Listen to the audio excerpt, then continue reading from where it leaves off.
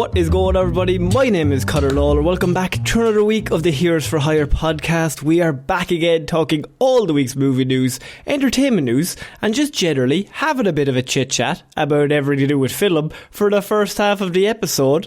And then, second half, we go all into the weirdest news stories from all around the world. We talk about the news that the real news is too afraid to talk about. This intro is getting harder every week as my brain gets worse. I'm joined as always by my best pal, Mr. Shaun. Me and Shaun, too wordy? A lot of words, for sure. But you got most of them out. I think at least 80% of them were said in the right order, and I think that's very impressive. Yeah. So that's better than most of our other shows, so we're fine. I do all the intros for the other show. What? No, I do them every second week. I do the Friday show. One out of every 6 Shaun does the intro to, and they're all the best ones, I assume. Pretty much, yeah. Go back and listen to last week's Hero Zero that I did. It's weird how that worked out. So, Shaun, this, as I said, is the Heroes for Hire podcast.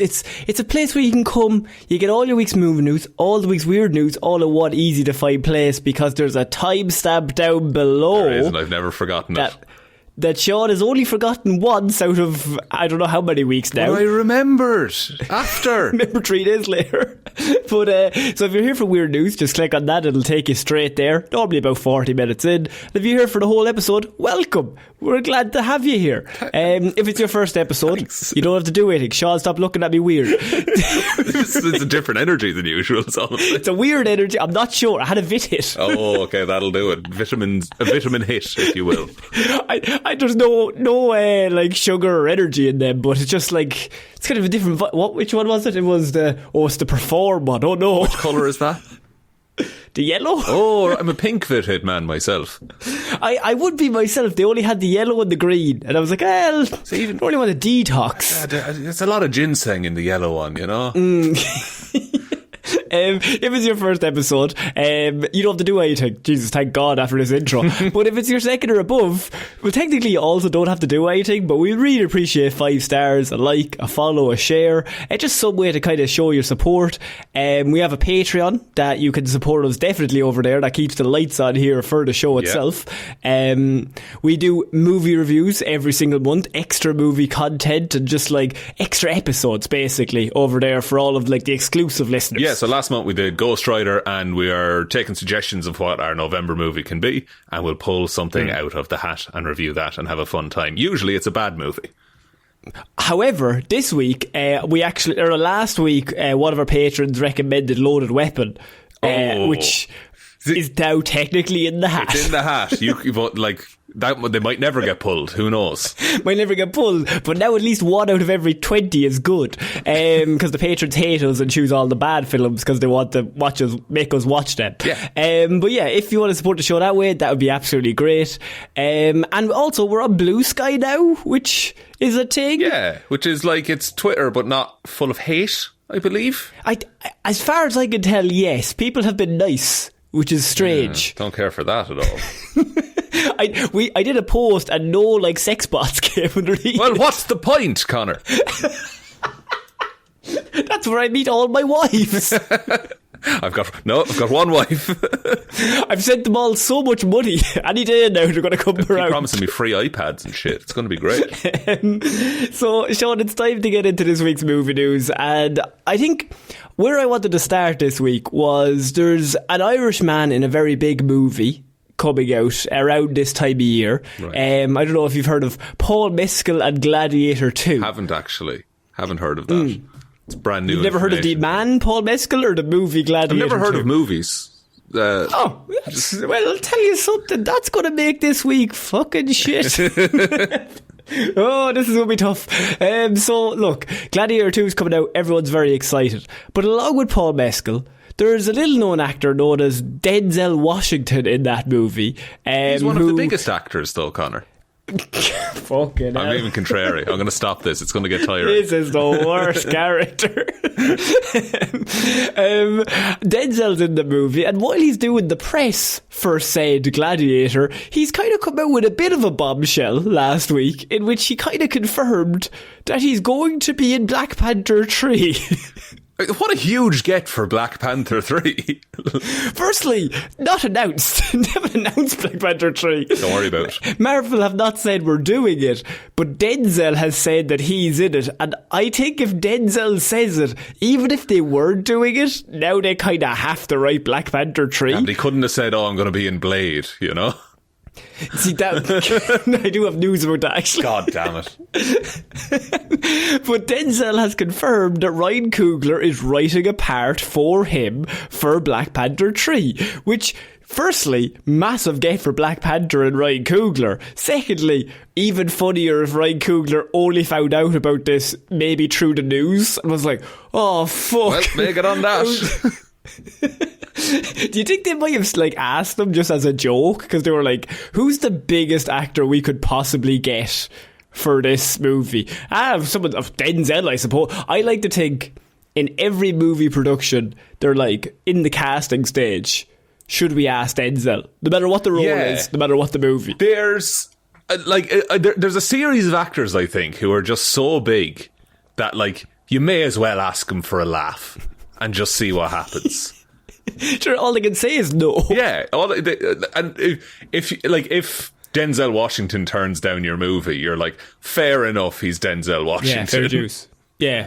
Fair, to be fair, he is. Now let's move on to Tom Hanks. What's Tom doing? Yeah, and just keep going down the list of people. Has Tom Hanks done a Marvel thing? No, he's too busy playing pilots or lads overcoming just although now he's moved into a bit of a nice stage where he's just a nice man or family favourite. True. Have you seen? Is it Fitch? Is the name of it? It's Fitch. He builds a robot and teaches the robot how to love a dog. It's a charming film. Tom is all about the charm these days. He's not good. He had his few months or his few years where he landed that plane and he fought those pirates, and now he's pure Pirates? charm. I don't need to do that. Tom Hanks fought pirates? Yeah. Look at me, I am the captain now. Oh yeah, that one. What are you talking about? That kind of pirates, sorry. I thought you meant swashbuckling. Sorry, no, I meant real pirates. Of course. No, and those... Not the dorky kind that you like. I'm not a fan of those pirates, I will say. Oh, okay. I like to think that there's somebody listening that every time you've been I love pirates, they're like, Jesus, fucking hell, that's actually a terrible thing to say. Awful. The damage they cause. My whole family were killed by drug dealing pirates. Fucking hell, Shaun. Historical pirates, not great people either, I will say. But the stories and the world built around them, I'm a fan of. So this is the exact quote, by the way, from Denzel. So he's on the red carpet. He's like, I played Othello at 22. I'm now going to play it at 70. After that, I'm playing Hannibal. After that, I've been talking with Steve McQueen about a film. And after that, Ryan Coogler is writing a part for me in the next Black Panther movie. So this is years down the line we're talking. Yeah, it might be 2027, 2028. But Denzel has said it, and thus now it is true, technically. True, he's willed it into existence.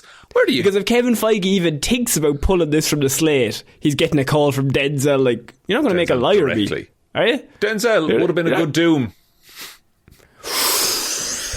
See, the problem with that is, right, that phrase of Denzel would have been a good, and then following it with any character is the same thing.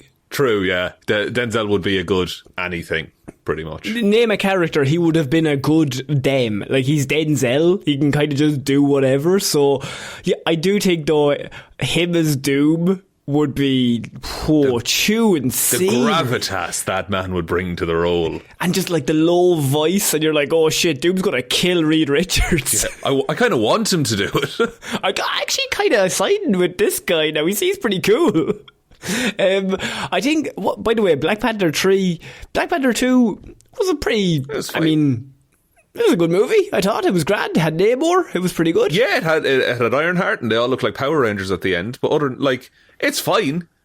They did the best they could with what they had, maybe. Yeah, it was through very tragic circumstances, and so obviously they did the very best they could with what they had. The movie, Ryan Coogler is a talented human being, so he's going to try and make something out of it. They're doing Black Panther 3. I think that's just because the last one was a commercial kind of success, and they've had a few duds recently, and they're like, well, this will make more money than it costs to make. Yeah, and like they have that new young T'Challa now who'll probably be like regular age T'Challa by the time they get round to making this. Like, I wonder whatever character Denzel's playing to kill that little boy. Well, what if, hear me out here. What if it's alternate universe old T'Challa? Oh, see, I'm sick of alternate universe. I'm sick of universes. I'm sick of everything. I'm actually sick of the phrase multiverse. Yeah, I think they killed it so hard. It's genuinely, it's like, if I hear it, I know, I'm like, lads, just stop, just do a movie. Multiverse is the new team up or cinematic universe. Like, it's just done for the sake of it, you know? It's actually interesting. Yeah, there's like different like statements or phrases that, like, say 2014 team up, very big. And then you move into like 2018, 2019, then suddenly multiverse starts looking real cool. You're like, oh shit. And now it's gone, because in maybe 2010, 11, team up was the coolest thing you could have said. Oh shit, these characters are going to team up. And then it got very... then everything was a team up all the time. And then everything was a blue portal and a team up. And now everything is a multiverse. And you're like, well, let's just do a smaller movie. And like when multiverse was like becoming a thing, Everything Everywhere All at Once came out and just fucking knocked it out of the park the first time anyone ever did it. Yeah, the greatest multiverse movie ever made, and that will ever be made, is... Everything Everywhere All at Once, followed maybe by Spider-Verse. And I think those two came out and just killed the whole genre, because they're like, well, whatever you do is not going to be as good as that. And then you had Multiverse of Madness came out, and it was like, they go to one universe that's kind of different, I guess. The lights go red. Yeah, I mean, go. It's hard when you've been beaten into the ground straight out of the gate by another film. Yeah. Are you excited for Black Panther 3? See, that's a separate question to, are you excited for Black Panther 3 with Denzel Washington? The second one, yes. Am I excited? Am I excited for any Marvel project at the minute? It's the bigger question. I think Denzel brings something to, like, you'll go see a Denzel movie. You will. But I don't know. He's not going to be central to it. You know? You'd go... there's no way you hire Denzel and do not put him central to the fucking movie. He said he's writing a part from who knows how big that part is. You'd go see a Russell Crowe film, but he was in Thor Love and Thunder and that was not good. True, but if you're Ryan Coogler and you get the thumbs up, Denzel says he's going to do this movie, I'm changing the fucking script. The whole thing is changed now. Denzel's driving the whole thing, surely. But you can't... You're not getting Denzel back, I don't think, for Black Panther 4. You know? No, so he's a one and done, so you might as well go all out, is what I'm saying. Maybe. You got to kill off Denzel? Does that happen in Black Panther 3? Or what if it goes like full Equalizer? He just started full of guns. Yeah, that'd be class. The Equalizers are great movies. You know, they're very much like... Liam Neeson must be raging, because like he did Taken in those movies, right? And obviously you have John Wick as well with Keanu, but Liam Neeson was first with Taken. And then fucking Denzel shows up and he's just Denzel, just in the same movie. In the fucking hardware store, he's just killing lads with shit that he finds. You're like, oh shit. Go into who wins in a fight? Liam Neeson in Taken, Denzel in The Equalizer, Jason Bourne, or John Wick? It's a fight that takes place in a standard American supermarket. Okay. I think Liam Neeson's first dead. Yeah. I think he's gone. I think he slips on the floor and dies. He's very old. Very old. If we're allowed to say that he's Irish, leave us alone. I think Jason Bourne might be next. No, I think... Any guns? No guns. No guns. In a fight of no guns, because otherwise John Wick has it. Okay, no guns, but I think that Denzel and John Wick, so Equalizer and John Wick, are better at adapting than Bourne. Better at adapting than Bourne? Well, did you just see him at that hardware store? The magazine. He killed a man with a magazine. It's true. Oh, fuck. That's a fucking difficult one. Tough, isn't it? I think Liam Neeson dies when it's three-way tie. Yeah, I think the three of them just team up, kill Liam Neeson and call it a day. And they all just go for a drink. Yeah. Who do you think wins? I think Jason Bourne has it. You think? I think so. Like, I think John Wick, without his network of spies, runs out. That man gets beaten to within an inch of his life. Yeah, but he never dies. Yes, because he's got a whole he never goes team down. of people around him. No, but the man, I'm not taking that away from the man. The man's a fantastic assassin. Okay? He's a fictional character.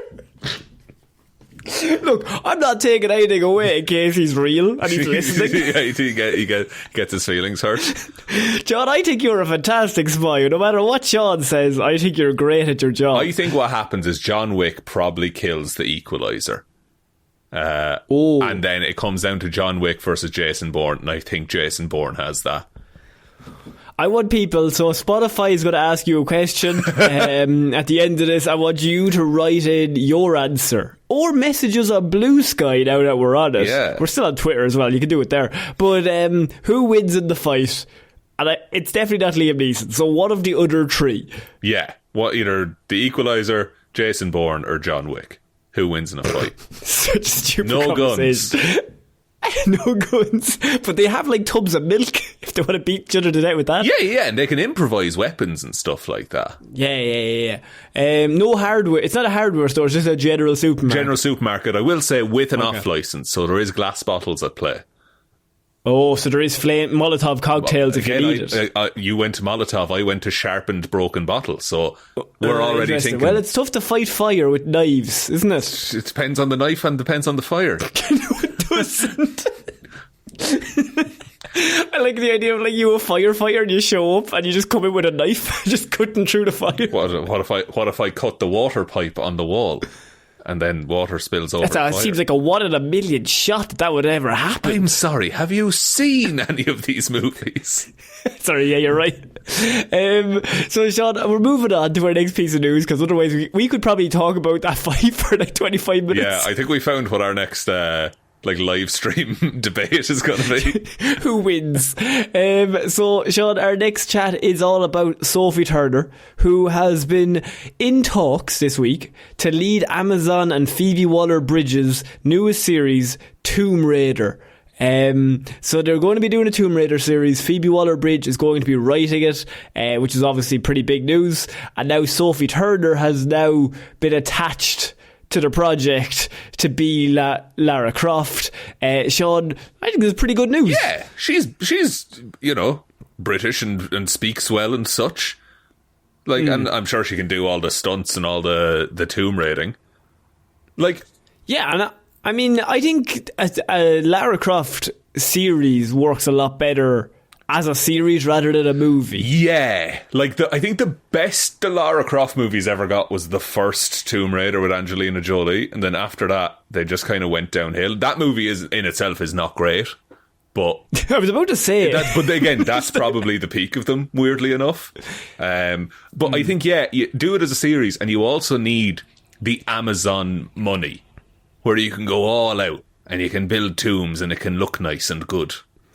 Yeah, I'm thinking like you travel the world, you're tomb raiding, so you're travelling all over the place, you're at all these different locations. That's a pretty big budget you need for that, but I think you can make it look really cool. Why I think Lara Croft works better probably as a series is there's a lot of cool small stories and like cool character moments that I think if you just do a movie that's 2 hours long, you don't really get to that. Yeah. You gotta be like, here's Lara Croft, okay, here's the bad guy, okay, she's gotta stop them. Yeah. That's kind of the idea. This is the thing. And the games do that really well, in that you do, like, you learn more about her through the adventures and stuff like that. Tomb Raider Legend is one of my favourite games. It's fucking class. Is that the one that it starts where they're on the island? Yeah. And you're like climbing up. That's a great game. Yeah, that used to be on the really PlayStation good demo disc as well. And I would just, until I got the game, I would just play that one level just over and over because it's fucking class. Like, genuinely, I think you could do, and look, I don't want to say to copy this exactly, But Arrow, right? Yeah. Hear me out. Okay. Arrow has all those flashback scenes, which are very good for the first 2.5 seasons. And then it falls off a cliff. But I like the idea that like we have Lara Croft now, and then we see how she's learned all of these skills with all those Arrow flashbacks. Yeah. That's a pretty cool idea. That's what the new games you can are learn like, things. isn't it? Like, basically, yeah. it's basically the new games, but like put it into a TV series, and you get a lot of viewers. I think it's a really cool idea. It makes sense, and this could be like you're solving ancient mysteries and stuff as well. So this could be like a National Treasure type thing. I was literally thinking National Treasure for you, that you would just be like, but when we say National Treasure, we mean like bullshit made up. Like, this light is shining in this exact spot, and it's hitting here, and then in the old ancient textbooks, this is what they said, and that kind of shit. If we read the clock that's on the dollar, then but daylight savings has to be accounted for.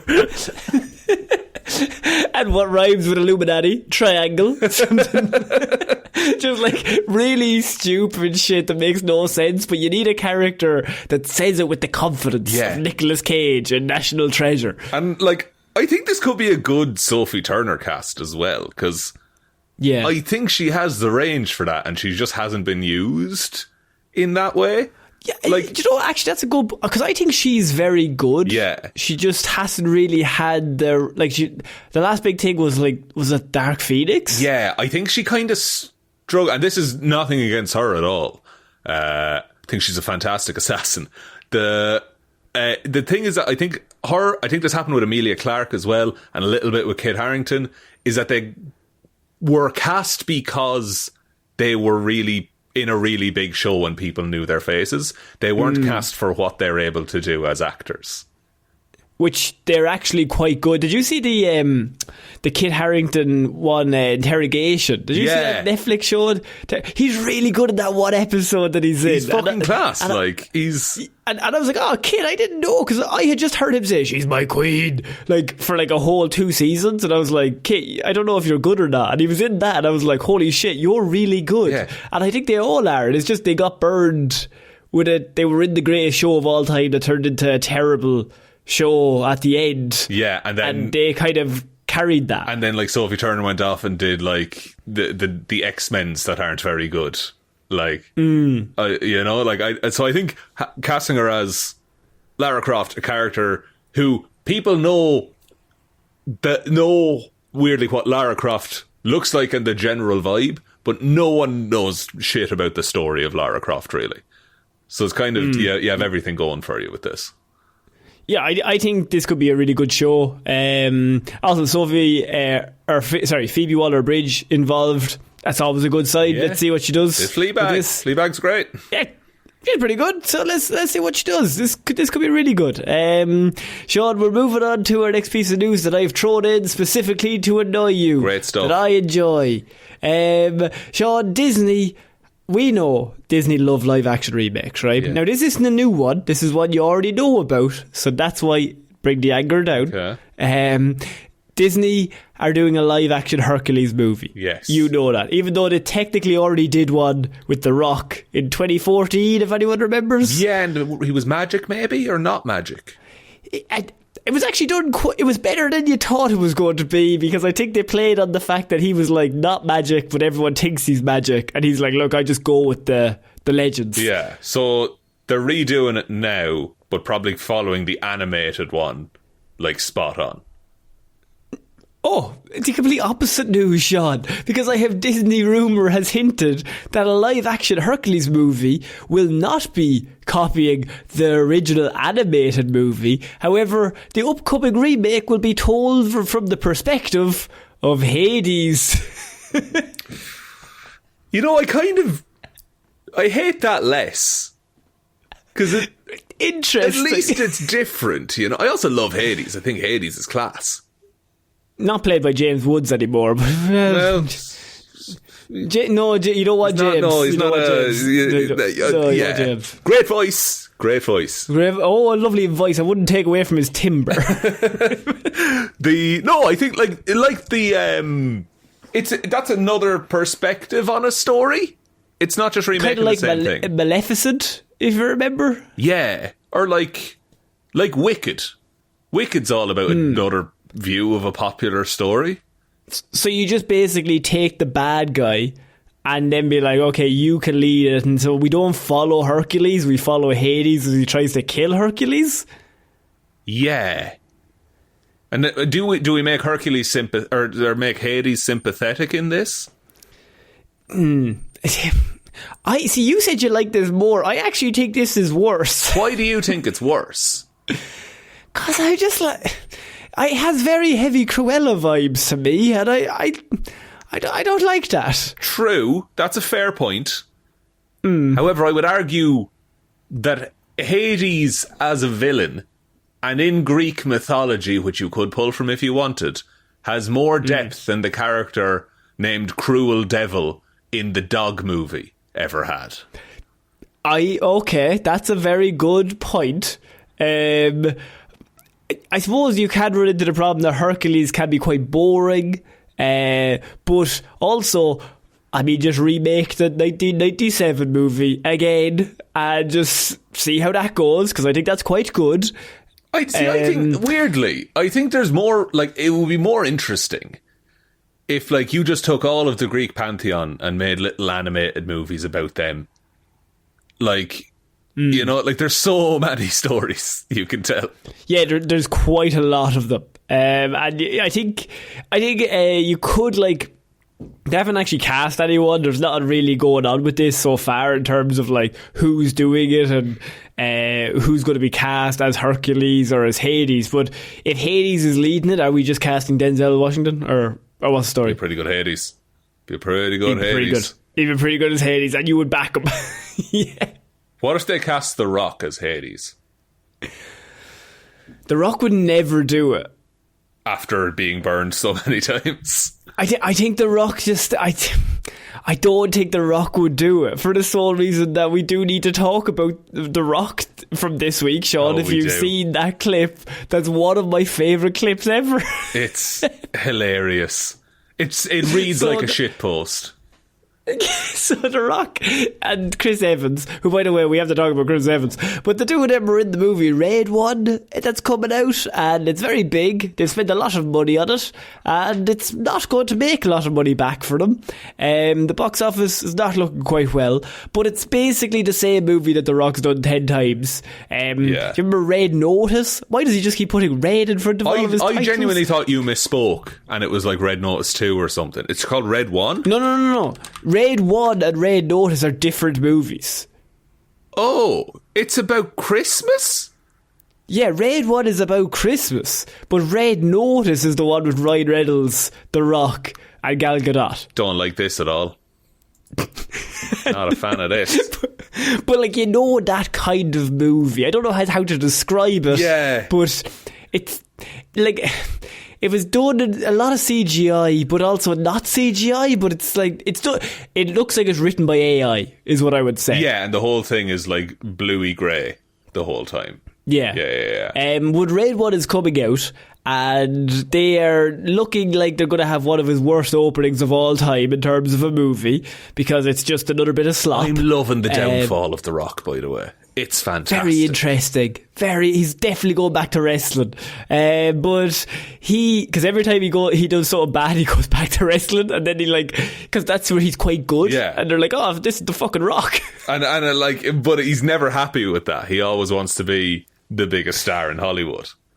And he was for a few years, and now there was a clip that ran around this week where he was sitting in IMAX watching Oppenheimer in the same seat that Christopher Nolan sat in.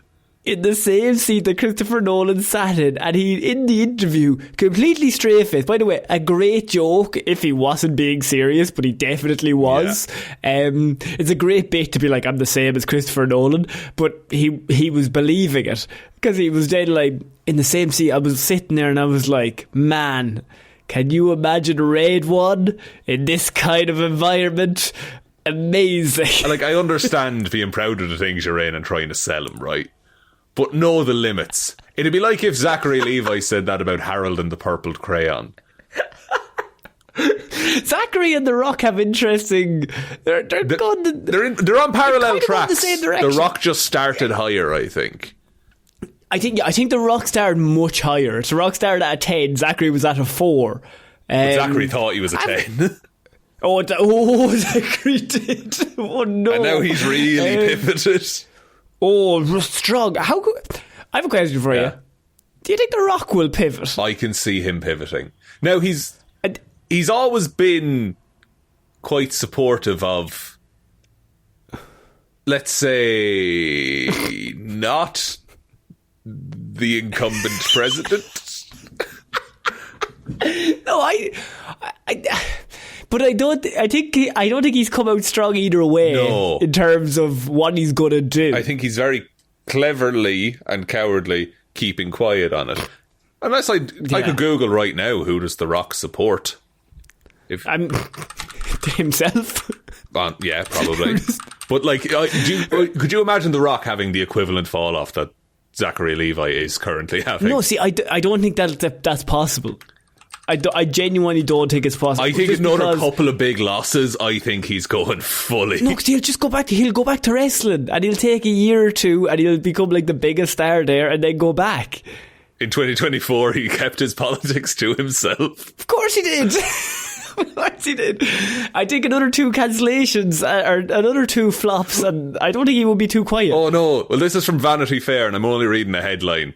But apparently he turned his back on Biden and attacked woke culture in an interview. Oh no, Rocky. Rocky. It's the transition is happening for the poor old Rock. Shaun, also, Chris Evans. Yeah, I know. What's going on? Like, does he have the same age as Tom Holland or so? What's the story? I don't know what it is. Maybe it's because I know Sydney Sweeney got that movie made, Anyone But You. Yeah. Got that made off the back of doing Madam Web. That was like the trade-off that she made. So maybe Chris Evans is trying to do like a massive indie like film, and he just has to do 10 years of shit to make it work. He's just doing dog shit. He's doing just Sunshine really bad too. Like, that would be amazing, firstly, but also I don't know how you were going to do that with the end of the first one. Yeah, no, it's unlikely. I'll give you that. It is unlikely for a sequel. But what I would say is Chris Evans was in Knives Out. We know he's quite good. He's such a good shit-eater, like, villain. But he never, like, does it in a good movie. He's all in these Netflix movies that are bad. Yeah, he's just in a lot of generic role. The Grey Man. Wanted like, yeah, like, Chris, you know, like, you could kill it. What are you doing? Just Hemsworth was in Furiosa earlier on this year. Now, financially, that didn't do that well, but like, he killed it in that movie. True. Yeah, Chris Evans needs just a big win. Like, and he needs his like Oppenheimer moment, you know, where people are like, oh fuck, he can act. Yeah, you need to put him in something real good. Yeah, like he needs to be in Christopher Nolan's next movie. Just maybe get in somewhere there. True, yeah. Like, I don't know. He needs to play against type in something. I want him to play just a little nerdy prick. By the way, for Christopher Nolan's next movie, Shaun, Lupita Nyong'o has joined the cast of that movie, by the way. This is going to be it now. This, like when Oppenheimer was coming out, we're just going to be like, oh, this very talented person joined this very good-looking film. If you're keeping up, we currently have Matt Damon, Tom Holland, Anne Hathaway, Zendaya. Well, Tom Holland and her kind of come as a duo. You get the two of them, Matt Damon, Anne Hathaway and Lupita Nyong'o have all signed up, and that is only like the last few weeks. The movie plot has not been announced. We don't know anything that's happening, so I'm assuming lots more names will come out. But it's basically getting to an Oppenheimer level where you're just like, oh, Rami Malek will be in it for 4 minutes. Yeah, like, fuck him. And just like, yeah, and like, oh, why is Rami Malek in this? Oh, because he's so important to the whole film. Yeah, like, or Josh Hartnett's in this or whatever. Like, it's just this. I think Nolan has now decided that he's just going to assemble like super teams consistently for all of his movies, just because I want to see what happens. Yeah, and he's at the point now where people just want to work with Christopher Nolan if they haven't worked with him already. Of course. Shaun. Yeah. This is not a piece of news. Okay. Technically. What are we talking about? because I think I have found our new Moonfall that I really want to talk to you about, that I think is going to break box office records. Okay, as Moonfall did. Lowest opening ever, apparently. So, if anyone doesn't know, a few years ago, I was kind of doing research for this show, and I came across the movie Moonfall, which was Roland Emmerich's finest hour, in which 2 years ago he did a movie where the moon falls, and that's the disaster movie, and it's just like, well, the moon's gonna fall, and we're all gonna die. And then you find out the moon is driven by aliens and is a giant cybernetic moon. Yeah, it's a mega structure type thing, and yeah, the whole movie is insane because the moon falls and the Earth is mostly fine. And obviously, you think we're making this up. That was the plot. We haven't lied. Look it up. But that movie, obviously, greatest movie of all time. We reviewed it here on the show. It was just outstanding. If you haven't seen it, I cannot recommend it enough. But Shaun, I think we have something that maybe could, I don't know, maybe challenge Moonfall as the movie of the pod. Oh, what, is it called Earth Explode or something like that? No. Shaun, I have a Jurassic Park adjacent blockbuster franchise called Primitive War coming from Australia. And I think you're going to really like the plot of what I'm about to tell you. So we have lads from True Blood. We've got lads from Entourage starring in this. Jeremy Piven's in it. Right? Why are you selling it to me like this? This is my big sell. Here's the official synopsis of the action film that you're going to enjoy. Here we go. Right. Everyone close their eyes. This is your next Oscar movie. Vietnam, 1968. A search and rescue team known as Vulture Squad is sent to an isolated jungle valley to uncover the fate of a missing Green Beret platoon. So far, so grand. As they hunt through the primordial depths of the valley, they discover ancient horrors that not only threaten to unravel their minds, but to end their lives as well. Dinosaurs have somehow been released in Vietnam in 1968. Hell fucking yeah, they have. When the casualties mount, the men of Vulture Squad must abandon their human nature and give in to their savage instincts in order to survive the primitive war. Wait, so they start fighting like early humans instead of using guns and such? No need. This won't work. Someone get a stick. It sounds like a movie that would be at the start of Tropic Thunder. Shaun, is that not the best synopsis you've ever heard as Moonfall? I mean, make that 90 minutes long. That's the best movie ever. I think that's a movie we watch with friends. Yeah. That's gotta be good. I think we're going to follow the production of this, I think, and probably be the first people and only people to review it. It's Predators, but with dinosaurs. It is Predators with dinosaurs. The Predators are dinosaurs. The Predators are dinosaurs, and then you have the lads stuck in Vietnam. Do you think they're going to have a conflict of faith about like having to kill a herbivore, which objectively poses them no harm? But like the herbivores ripping apart their friend. What else? Do you think there's like woolly mammoths and shit are going to show up? I don't know if they're going to have the budget. Fair. But they can do dinosaurs. I think they've got one good one. I think they might copy and paste. Interesting. This is off topic, but I was at a Halloween party and someone was in, this was like 2 weeks ago, someone was in one of those big inflatable dinosaur costumes. Be weird if it was last week. They were trying to walk upstairs and they tipped, and their arms obviously are little small dinosaur arms. Yeah. So the nose broke their fall and they were just kind of stuck on the stairs for a little bit. So if we can remake that in this movie. I think, you know what's so brave is you started that story with someone, even though we all know it was you. It wasn't me, and you're Connor. like, somebody, I don't know, a friend of the family. I didn't know who it was. They were within a dinosaur costume at the time. Of course you wouldn't, sure. You couldn't see a mirror at the time. Shaun, we're finishing off movie news this week with pretty big news. Mahershala Ali's Blade movie isn't dead yet, according to Kevin Feige. Much like a vampire, it rises once again. What can be only described as a tumultuous half-decade spent trying to get Marvel's Mahershala Ali Blade movie off the ground looks like the plans to bring the premier vampire hunt to the MCU may have been done for good. Except now, as of last month, Kevin Feige said, last week, an optimistic update on Blade and the Blade movie show. We're back in business. I mean, to what end? I don't want to hear a thing about this until you have a trailer, Kevin. There's no writers. There's no directors attached. They've lost 5 of them. They've lost at least 7 writers. Mahershala Ali hates Kevin Feige. He stopped returning his calls. He hates Marvel, just in general. They've trapped him for half a decade. But according to Variety, when asked about the status of the long-in-the-works MCU project, Feige was quick to dispel the notion that a lack of release date meant that the movie had been shelved for good. We are committed to Blade, he said.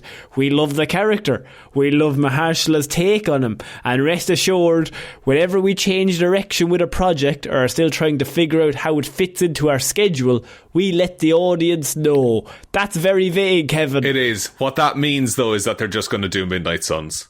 And that's how it happens now. He does say it, but I can tell you that the character will make it to the MCU. So that doesn't mean we're making a Blade movie. That means he's going to show up in Midnight Suns. It's just going to be we're going to do the team up first, weirdly enough. That worked for the DC universe. People loved it. Just get them all together. So you're going to have a team up and then suddenly Mahershala Ali just comes out of nowhere as Blade and you're like, holy shit, this is really cool. Would love the movie with this guy. It's because also, like, apparently another actor who was in Agatha all along is going to show up again, and that character is Johnny Blaze's cousin. So good. We're getting Ghost Rider and Blade introduced in one film, I guess. Perfect. Moon Knight season 2's not happening. Guess where we're going to see Moon Knight again? Always going to be in that movie. That's right, it's going to be a team-up movie. We're bringing it back 10 years later. Maybe it's a multiverse, who knows? Who knows? But that's something to look forward to, Sean. Kevin has told us it's back on. That is our weekly Blade news. Tune in next week when it's back off. When it's definitely finished. When it's over. At least 5 times it's been, lads, it's dead. Yeah. And then the next week is, we're back up. Get the word out, we back up. Oh, we spoke too soon, it's dead. They have 3 directors. Oh, they've lost them all. So, Sean, that is it for this week's movie news, and it's time to get into some weird news. Play the jingle, please. The world's greatest jingle, Sean. Just, it never fails to just brighten up my day, and it just makes my life better. Really? Oh, well, no. I'm glad. Do you want to hear it again? That's not Play it now. Please. I listened to 2 weeks ago because someone said Sean fucked around with the jingle, and I heard it. Sean, you did fuck around with the jingle. I was having a laugh.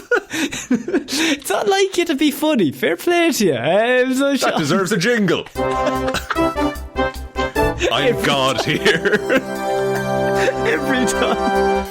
I think it's funnier if you stop adding it after like the 5th. That deserves a jingle. And there's just silence for 5 seconds. Oh, like what just happened. Yeah. Ah, very good. Sean, I'm going to start off. It's weird news, obviously. What do we do here? You spent the week gathering all the weirdest news stories from around the world. You're about to read them all out to me, a man too busy figuring out how to edit to look at any weird news. Have you figured it out yet? Jingle. Get up. It's getting progressively faster. Yeah. Like more it's so aggressive. high-pitched at the end. So, Sean, I decided that this week in Weird News, we need to start off with something big. And because last week we had the monkeys that got escaped, and I don't think we were going to defeat that. So No. I Sorry, decided... Also, did you hear that they found one monkey? They found one, yeah. That's good stuff. They expect one of us in the wreckage, brother. They've got one, and I like the idea. The police guy came out and was like, we're halfway there. We're nearly solved. We're interrogating him as we speak. We're the others. So Shaun, I decided because we couldn't compete directly with the lab experiment monkeys, I would bring up my favourite section of the show with my very own lab experiment, and that is Shaun Solves. So Shaun, Why the experiment? No, well, this doesn't feel great. Shaun, I've had multiple people, by the way, Frost messaged us over on our Patreon and said that she thinks that she has your version of, because she puts numbers to things as well. Oh, sick. Unreal. But I just thought that was... Me and Frost are cool. No. Just because there's two of you doesn't mean you're right. There are literally two of us. Well, no, I think we had a few other patrons that all said, but they all agree with you anyway, just because you're the nice boy of the pod, and I'm not happy with that. Thanks, folks. Appreciate you. And it's kind of like you can't really beat up on the you know. No, what are you saying? He had a look in his eyes. He raised his eyebrows when he said that. You just feel bad. You know what I mean? Kicking a three-legged dog. Yeah, exactly. So Shaun, this is our Shaun Solves section of the show. Play the jingle. Still no jingle for Shaun Solves. Sorry, do you think you have power here? Look at me. I'm the captain. I am the captain now. So Shaun Solves is the section of weird news in which I find an agony aunt problem that was sent into somebody else in the world. Mm-hmm. And I then bring it to Shaun, and every single time he has solved the problem immediately, without any problems, without any just issues, it's straight away he will bring you a solution. I need to clarify, I will solve the original problem. Anything else that happens, that's on you. Yeah, some of our favourites were the time that you mostly you try to gaslight people into either thinking they have COVID or that they did 9/11. Yeah, there was one time I decided to break up a woman's family and make her think it was her fault. True, you also gave that old woman diarrhea through pizza the last time. So, you know, I'm not just a one-trick pony. I've got a lot of things in my arsenal. Someone said to me in real life, it's fucked up how quickly you think of these horrible things. I don't think it's fucked up. I think you're solving the problem. Now, as we said, it might cause 10 more problems, but technically they haven't written in about those problems because they haven't happened yet.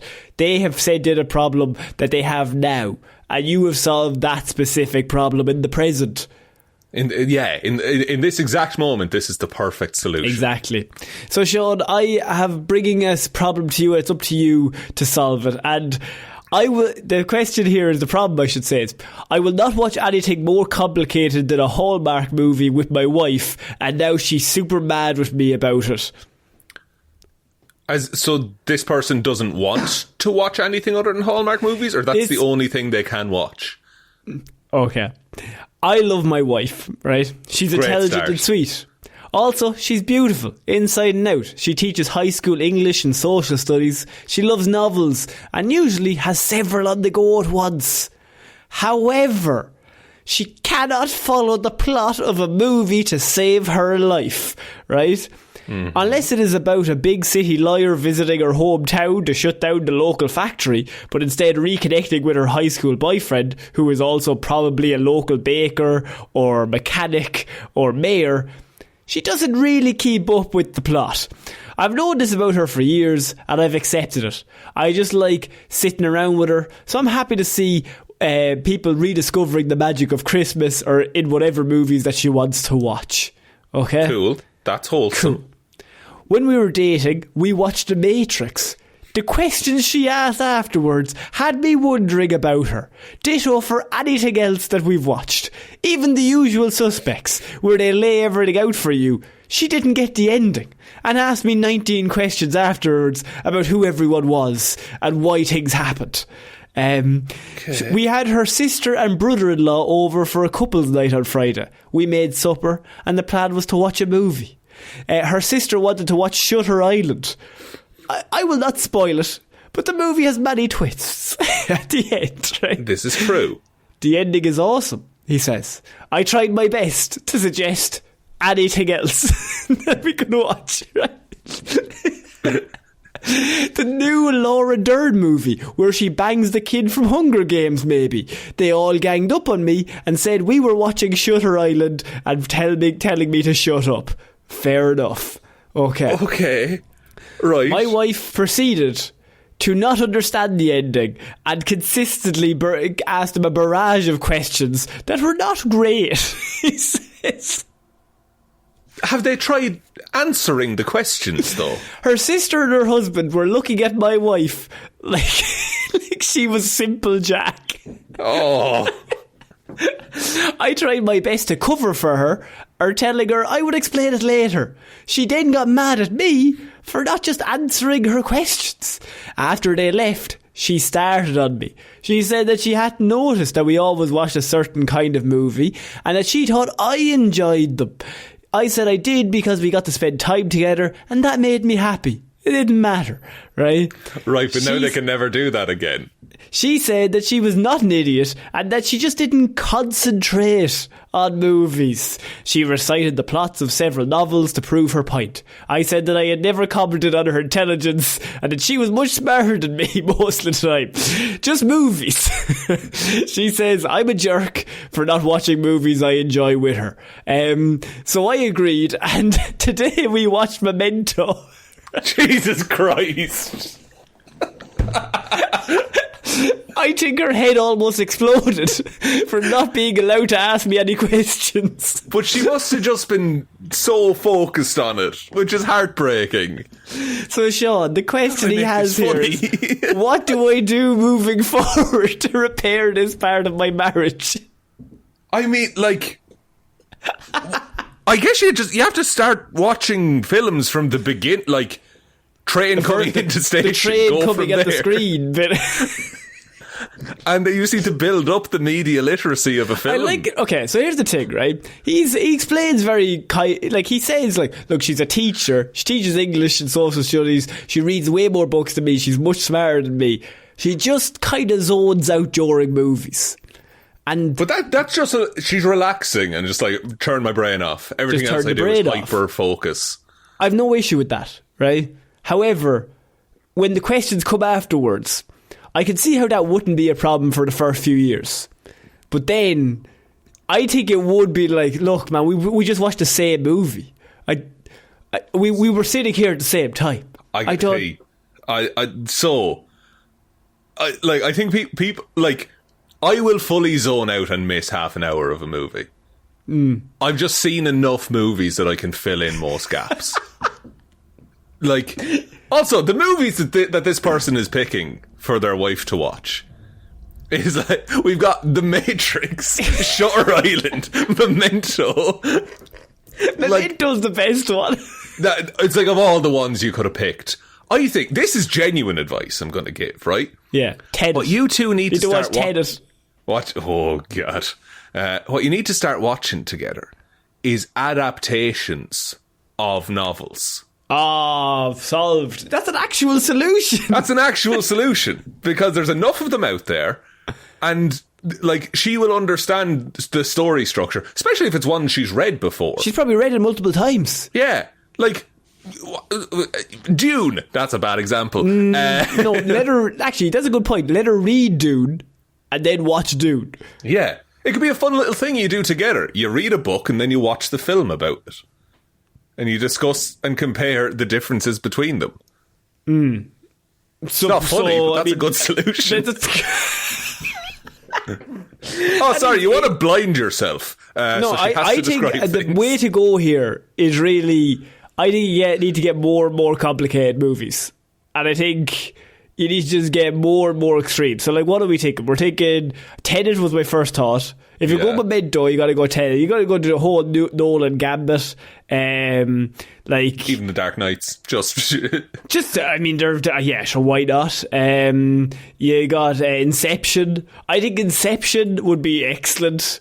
Just in terms of, you could turn this into a content farm. where you watch a movie and then get her to describe it on YouTube.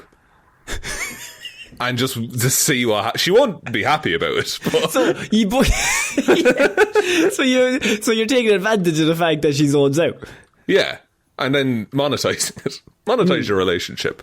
You see, my partner doesn't zone out, right? She understands what's going on. She just goes to sleep. Yeah, all the time, right? Like any movie, just sleep. We'll watch a series, 20 episodes. All hour long. She'll stay up for 24 hours straight and watch all those series. But if I put a movie that's an hour and a half long, 45 minutes in, she's asleep. So and I don't know the logic there. There's up and down times in a movie. I don't understand. Because to me, I'm like, it's the same amount of time, but it's not, because there's a break after like 42 minutes and then you have like continue watching in the series. This is the thing. And like the series, that last 5 minutes ends on a cliffhanger 90%. I also think there's a kind of a Get Out vibe in terms of like you can leave during a series any time. Yeah, which it's only in the last like 2 years I've realised you can do that with a movie as well. You can just pause a fucking movie and leave. What are you talking about? You're a disgrace. Do it. We do that most of the time when we do reviews, is that like sometimes you'll watch like one half of a movie and then stop and then like go and do something else, then come back and watch the other half of the movie. I like certain movies it works well for. Green Lantern 2011. Perfect movie. You really need to like power back up. Yeah, you just need half an hour to gather yourself and just be like, oh, okay, we're back into it. Just work yourself back up. I mean, in this scenario, I was trying to work out, is he a dickhead in this situation? I don't. No, I don't think they're a dickhead. No. I think there's easier ways to bring it up to your wife rather than letting it get so far that it came up amongst friends and was an awkward moment. That's a bit of a faux pas, I feel. I get that he didn't care. He was like, I just like spending time with my wife. See, actually, my mother was like that when I was younger. I remember watching, like, I can't remember, a movie, and she would be like, who's he? Yeah. And I was like 12, and I'm like, you're watching the same movie as me. He's just appeared on screen. I don't know who that is. I've seen the same amount of content as you. I cannot tell you who that guy is. And, like, some people... And I'm not saying this is true for your mother or this woman or anything. No, like it is probably. Fucking moron. Some people just want to know what's going on. It's why soap operas and things like that are really popular. It's because you just check in and it's comforting and nothing changes too much. Whereas a movie, you're being asked to buy in on this whole world immediately. And some people just aren't. They don't have the brain capacity left after a day of work to do that. What's the most confusing movie you've ever watched? Donnie Darko. Oh my god, why did I think of Donnie Darko? You gotta watch Donnie Darko with her. It's amazing. I think I could find... hang on, there's gotta be most confusing movies. Well, like... what's the... Oh, Interstellar. You need to watch Interstellar with her. Yeah, Interstellar's pretty rough. 4D. Primer's fucking... Primer's pretty good. That's time travel shit, man. Yeah, once you get time travel involved, that's excellent. 2001: A Space Odyssey. Yeah. Eternal Sunshine. Fight Club. Old Boy. Fight Club would be so funny. Fight Club would be fantastic. What were they fighting about? I can't tell you that. I'm sorry. Don't worry about it. Can't tell you that. Oh, The Prestige. Wait, is that the one where there's Christian Bale and Hugh Jackman? Yeah. And don't spoil it, but my God. That would be so funny. Like, there's just so many of them. Clockwork Orange. Brazil. I've never seen that. Oh, it's like, it's really good. It's a very important and well-made film, but it's awful. Yeah. It's not enjoyable at all. It's Terry Gilliam. Yeah. You wouldn't watch it again. No, I wouldn't recommend it even. I'd always think that about 12 Years a Slave. I'm like, wow, I watched that, that's great, but Jesus, I wouldn't watch it again. Yes, I'm not going back, am I? It's heavy. It's fucking heavy, lads. There's two ways you go about this, is that you get more and more extreme. you just absolutely go all in on picking the maddest shit of all time, or just stop watching movies, because I think she's pissed at you. Event Horizon, that's another one. Mulholland Drive. You need... The Sixth Sense, I think, would be excellent. Sixth Sense is a good shout, actually, yeah. But, like, what's the alternative, then? It's just, like, movies that are easiest to understand? Well, that's what he was saying. He was just watching Hallmark movies. I've gotten out of... I can't do... You know, like, throwing on just something on YouTube or something just to... Yeah. I can't do that anymore. Interesting, why? I don't know, my brain is just like, I'm actively... This is making me unhappy that this is on. I would rather sit in silence and just think. Like, you don't want to do that. No. Like, because I hate, like, I will eat dinner. I'll happily eat that in silence rather than watch shit. Amazing. That you've fully adapted. I don't know what's happened to me. Oh my God, you've changed. My frontal lobe developed, and we were talking about that yesterday, and that, like, my algorithm. So I don't have TikTok. Yeah. And I don't watch any Instagram videos of any, like, the shorts or the reels or anything. Not because I'm better than you, just because, like, I get annoyed if a video starts and someone starts shouting immediately. Yeah. God, I fucking hate that. Right? And all the 1 minute long videos, they have to kind of fucking go hard. They have only to have grab your attention. They have to get your attention. That always puts me on ease. So I don't watch anything, right? So I have no algorithm there that they don't know what I click on. But I said to Shaun yesterday, I clicked on one YouTube short once that was... I think it was how to, like, do an exercise properly in the gym, and now my YouTube algorithm thinks I'm some sort of bodybuilder. Just being like, because you've given them the tiniest crumb of things that you're interested in. Like, this guy wanted to do this one exercise correctly, and they're just like, well, this is the world's greatest bodybuilder, what he eats in a day, and I'm like, I couldn't give a fuck. See, that's fascinating though, because if you weren't aware of that and then just started consuming all of that, you would change your behaviours because of that, because it's all you're ingesting. It's actually, well, the more you think about that, the scarier it becomes in all aspects. But True. Like, I do think probably those shorts and stuff have had an effect on, like, attention spans and stuff. Like, this is proper old man talk, but, like, that, I think that's why movies that people don't really like watching that as much.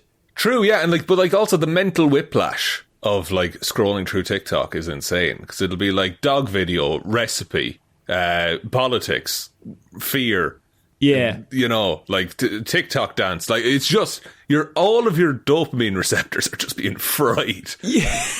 And I'm not saying this again. I'm a problem in that. I do this the whole time. I'll just scroll on TikTok. You always do that. Yeah. Constantly. It's awful. And you know what? I think a few years ago I decided I was too scared. I'm just like, I don't want to do that. It's just, yeah. I actually, my biggest pet peeve is if somebody watches a video with full volume beside me on their phone. I think that's the worst thing. I don't know if that's probably the same as murder, if you ask me, in terms of crimes. It's just the rudest thing. Look, if you're at home and in the house, fine, you're scrolling. That's grand with me. But it's like on a train. But I saw a tweet and it was like, I'm not usually one for letting middle-aged men speak up in public, but someone was playing TikToks out loud and this 40-year-old man said, no, turn it up so we can all hear. Great response. There's no way to even have it on medium volume. If you're on some sort, get some headphones, man. Get some headphones. Just get some headphones. It's great. Although they've stopped taking the headphone jack out of phones. Sorry, is that news to you just now? Yes, I'm an old man, Shaun. That's been happening for like 6-7 years. And I don't like it. I'm not happy with it. You need a dongle. I need a lovely a wire, right? And my skull candy headphone. Yes, right. You know, at the airport I always go through, I always buy a pair of headphones. Yeah, I've been through an airport with you. Yeah, you I know. I don't know why it is. I just buy one because I'm like, I need these. Someone said you can keep your headphones. So some could say I could still use the other ones. I do, but I use them so much. You spent £6 on a pen and lost it. Don't talk to me about that pen. That pen. We went to London together, right? And Shaun let me go into a shop, right? Yeah. I bought a Sudoku book for the plane. You know how it is. Medium challenge. Just medium. I was looking for hard. I couldn't find this. It was a level 5. Right. He finished 2 of them. Well, I did finish a few of them, yeah, but I was walking around, so obviously I have my Sudoku book. Now I'm like, I need a pen. So Shaun let me walk around the whole fucking shop, and the only pens they had were like Welcome to Ireland fucking shamrock pens, which were obviously like tourist traps for €6. But Racist. And racist as well. And I obviously didn't want to buy them, but they had no other pens. So I went and I bought that one for €6. And then I sat on the plane beside Shaun, and he goes, oh, I have a pen in my bag. I always have a pen with me. And he let me buy the other fucking pen. So really, when you think about it, Shaun is the worst person that's ever lived. Sorry, so your solution would be that I'm just without a pen for the weekend? No, well, my solution would have been when I was walking around the shop, you could have said, here, actually, lad, I have a pen in my bag. No need to buy the big Irish shamrock pen. I thought you wanted it. I thought you were... So this comes from the man who buys headphones every single time. I could have lent you headphones as well if you wanted. He won't go international flying without an Irish pen on him. Well, in case he gets lost, he can just point at it and say home. Bring him back here. I didn't even use that pen. I used your pen, and then I was like, now I just still have it. It's useless.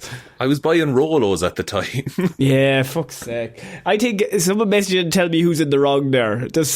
We put that into the am I the asshole? It turns up on Sean Solves next week. So Shaun, we're moving on to our next piece of weird news. And I have a headline that I feel like is perfectly set up for weird news, in that ambulance hits Oregon cyclist, rushes him to hospital, then sticks him with $1,800 bill. That's a fix, surely. Like, they're looking for bounties at that point. That's one of those where like the journalist who's on like the murder case starts doing the murders, and then they're always first on the crime scene. It's a Nightcrawler scenario, yeah. Exactly. A photograph in a Radio Police Department report shows William Hosh's bicycle under the wheel of a Columbia River fire and rescue ambulance in 2022. This happened, okay? An Oregon cyclist was struck by an ambulance that made a right turn into him, fracturing his nose and leaving him with scrapes and other injuries around his body, okay? So they hit him, he's banged up, they break his nose, but other than that, luckily, absolutely fine. Okay? I mean, he technically got hit with a car, so just a broken nose and some scrapes is actually not bad. And they then scooped him up, and obviously they were an ambulance, drove him to the hospital, and then when they got there, billed him for the service of driving him to the hospital. That's fucking insane. What, $1,800 it costs? It was $1,862, yes. That's it. Like, I would just not go at that point. I'd be like, no, I'll walk it off, I'm fine. He also racked up $47,000 in medical expenses. And another $50,000 of medical costs he expects in the future. What? Here, America, let's have a chat. America, this is not how it should be. What's going on here? That's disgusting. Can you haggle with the free hospital right now? Like, I'll give you 200 cash. You know? Yeah. I mean, I have to pay for parking in the hospital last week. I was robbed. Yeah, but Conor, all that money goes towards the upkeep of the hospital. You know, it's a tenner. I fucking was fuming. So it was. Look. Look.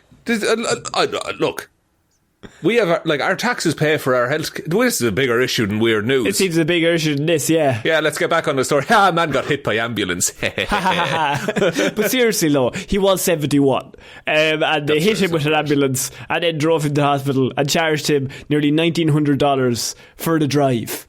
What would you rather be hit by than an ambulance, though? Ice cream truck? I think it all hurts, regardless. There's no real soft cars, is there? No, but there's cars I'd rather be hit by than others. Okay, what would you... No, I want to get hit by like maybe a Ferrari or so, because then you hit low. But it's sharper. I was thinking sharper, like a VW but I feel Beetle. like an ambulance has a wider front, or like a longer front. You're going to get hit all over there. It's true, it's heavier. It's more surface area to hit. Yeah. A Mini Cooper, but like the old ones, like the tiny ones. I will say the reason why we're bringing this up is that he has now filed a lawsuit against the hospital for $1 million against the ambulance provider. I mean, the ambulance provider did hit it. Like, in insurance, if you are the person that caused the fault, a lot of the blame will rest on you in terms of paying any medical things that are owed. They also destroyed his bicycle, he said. Did you get that back? The crash also happened in front of the station, the Columbia River Fire and Rescue's radio station, as the ambulance was returning from a separate trip. So they didn't have long to travel to the hospital. That's odd. I mean, see, with an ice cream van, if you're hit by that, they'll probably give you a lift to the hospital and an ice cream on the way. And they wouldn't charge you for that. They would. What? No, if an ice cream man hit you, true, everything's free from there on. Surely you're getting like loads of that, like chewing gum at the bottom that loses its taste after 2 seconds. I got hit by a car. I was just given a purple snack bar. Is all I was given. What car was that? I think it was. It was very big at the time. But it started small and then got bigger. Yeah. See, the problem is. That car is massive. I think it was a silver Opel Corsa, I think. It all happened so fast, you can't remember. So fast. I skidded on a curb. It does explain quite a lot. The funniest thing I seen like a few months ago, and I don't know if I've mentioned it on the show already, but I seen an ambulance reverse into a different car. Oh, never. But it was a parked car, and it was incredibly funny, and I don't know why. But we were driving, right? And there was a funeral in the town. So we were coming back from somewhere, right? I can't remember where we were coming back from. And there was a funeral going on. And we didn't know, obviously. So the whole street is shut down because they're walking slowly, right? Yeah, they're doing the procession kind of thing. We all come up and the police are there. And the ambulance is the first car. And I'm second, right? And there's cars parked at all the side of the street. Yeah. And we get told, you can't go this way. You may go, there's a detour. You go around the opposite way, right? You can't go down this road.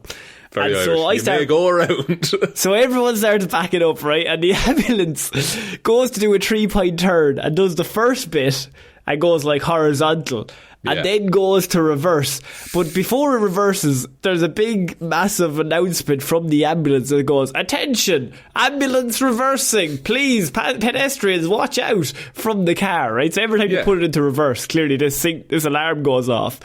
And just as the alarm stopped, whoever was driving the shock must have hit the accelerator and reversed straight into the parked car at the side of the road. And genuinely, it was the funniest thing I'd seen in ages. Because the warning beforehand, it's the fact that the fucking ambulance doing it. Now, as the driver, do you put on the sirens immediately and just leave? Because that's what I was thinking. So the two of them got out, and clearly it was like one of them was like maybe a trainee and the other one was more experienced, because the experienced one got out and he just looked at the car and there was a massive fucking dent in this yard. An ambulance hit. By the way, this car's parked out somebody's house. They had just parked their car and gone home. Or they had done presumably thousands of times before. They weren't expecting this. And so then the ambulance is just sitting there and nobody can move now because this ambulance has absolutely wrecked this fucking car at the side of the road. So what happened? Did you hang around to see what went on? Like, did he leave a note? Of course I did. I got out, started chatting to him. I was like, this is the funniest thing ever. He didn't see why it was... One of the lads went to the shop and he got a chicken roll. He came back. He was like, well, we're here for a while. So we're here, lads, you know what I mean? What if there was a medical emergency at the time? Somebody was having a heart attack. Later on, somewhere else in the town, someone's having a heart attack. This ambulance is stuck here. Cannot move. Just pinned in. One of the drivers is eating a chicken fillet roll. Absolutely reversed into this car, smashed it. And then they went forward and they kind of tipped the other car because it was a tight enough road. And there was no hope of them ever achieving that 3-point turn. But I really respected practice, like, well, fuck this, I'm going to reverse until I get out of here. Oh, we need to be gone, like. I won't do a 5-pointer, you know that about me, John. It's a point of pride. My father never did a 5-pointer. It was so good. And the guy in the house had to come out and was just like, they were explaining that, like, they somehow hit his stationary vehicle. We were turning around. You came out of nowhere, lad. You hit us. The side Did you not hear the warning? He's like watching TV in his sitting room, and all you hear is like reversing outside pedestrians. Something about sound of cars hitting each other. You just know it's never good. Like, no, because then the two of them got out and the look on their faces like, oh no, now somebody old is going to die because we're stuck here for like 5 hours. We have to do a lot of insurance paperwork. And also they're definitely suing the health 100%. service. Of course they would. Why wouldn't you? How do you go about that? Like, yeah, how do you sue? Do you sue the government? Who owns the? Did anyone take your information as a witness or anything like that? No, they didn't, because I think there was about 900 witnesses. Right. And everyone was just like, there was loads of people just, because it was the middle of the fucking town, like the street. The funeral's gone at this point, is it? See, the funeral was still coming, so there was a time scale. It's like a parade. Like, it's just we need to clear out of here before they get here, but there's also been another terrible accident. and then the hearse comes in, scrapes the side of the ambulance. It was so good. If you're the guy who gets hit, by the way, they were travelling 2 to 10 miles per hour when they hit him. I will say, getting hit at 2 miles an hour is a lot different than getting hit at 10 miles an hour when you're on a bike. But big difference that you would know. I think I must have been 60 I was hit at. 120 miles per hour. Speed of sound, I believe it was. You actually flipped over the car. Car bent around me, actually. I was a pure tank. Weird. That's so weird. So, I mean, Shaun, he's got to sue. By the way, he has $100,000 bill for that. Something that's not your fault. And, that just someone else fucked up and now you're $100,000 in debt. I don't understand. I hope he gets the $1 million. He deserves it. Yeah. The trauma. That'll pay for one medical thing in America, apparently. Yeah, because that was 2022, so he's 73, 74 now. Yeah. Like, he's got medical bills, man. Fucking hell. Have you ever... Did you go to the hospital when you got hit by that car? No, I went inside and it was like a week before my birthday, so I got to open all my birthday sweets and I got to eat those. Seems like poor parenting. Nah, it was fine. His brain was already damaged, Susan. It's grand. We were having a grass fight in the lead up to it, so... Yeah. The hay fever was more of a concern for me. Yeah, you were sneezing. Yeah. So, I was 6 or 7, so my bones were still soft. Yeah, you were still growing. Yeah. Look at me now. Yeah. He's 4'6". Got one knee that works. It's great. We're finishing off this week, Shaun, as 4 people in Southern California were arrested and accused of insurance fraud after they claimed their cars were trashed by a car, which was actually someone in a bear costume. What?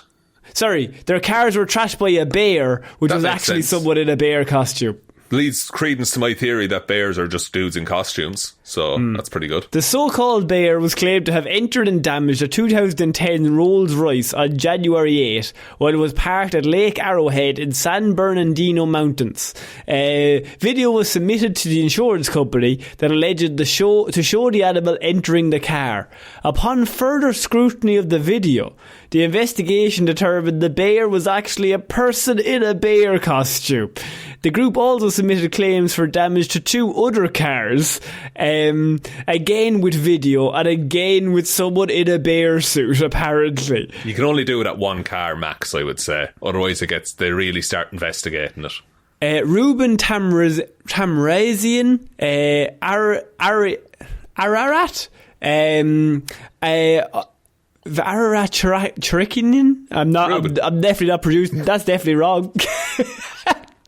And 200 people were arrested on charges of insurance fraud and conspiracy, the department said. A spokesperson for the district attorney's office said the charges have been submitted against them, that the cases are under review. It's not clear whether the four have attorneys or why they did it other than for insurance fraud. Like, I think insurance fraud is why they insurance fraud is the main one. They were looking for any other reason.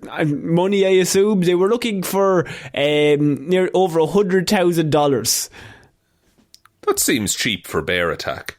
How much damage could a bear could do damage to a car? How much damage could a man dressed as a bear do to a car? I would say the man dressed as a bear might do more because the bear might get bored. But I think if a bear touches a car, it's getting damaged. Yeah, you're getting some pretty big hits. Yeah.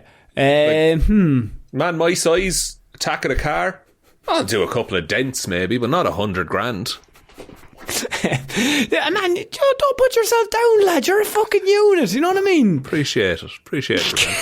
I tried elbow drop the size of a bear, we always say. There's Shaun, the size of a bear. Oh, that's kind of, I mean, I'm trying. A giant bear.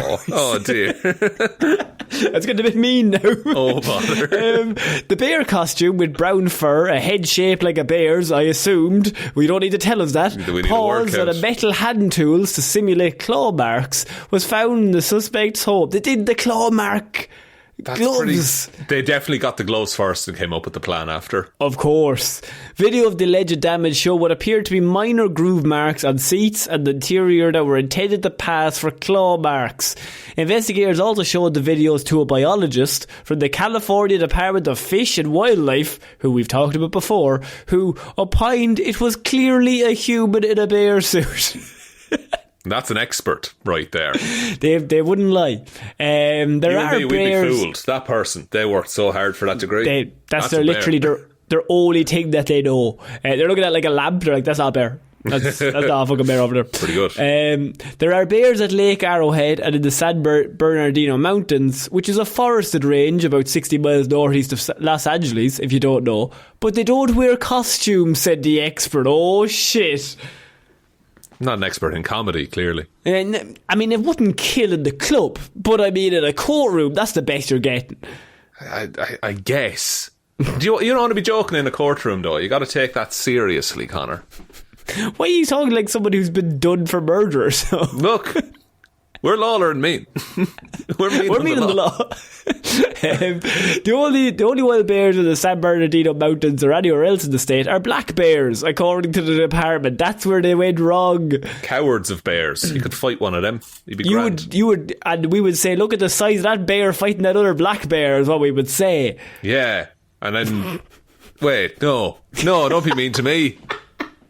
You can't do this to me. Bear. You know how much I sacrificed?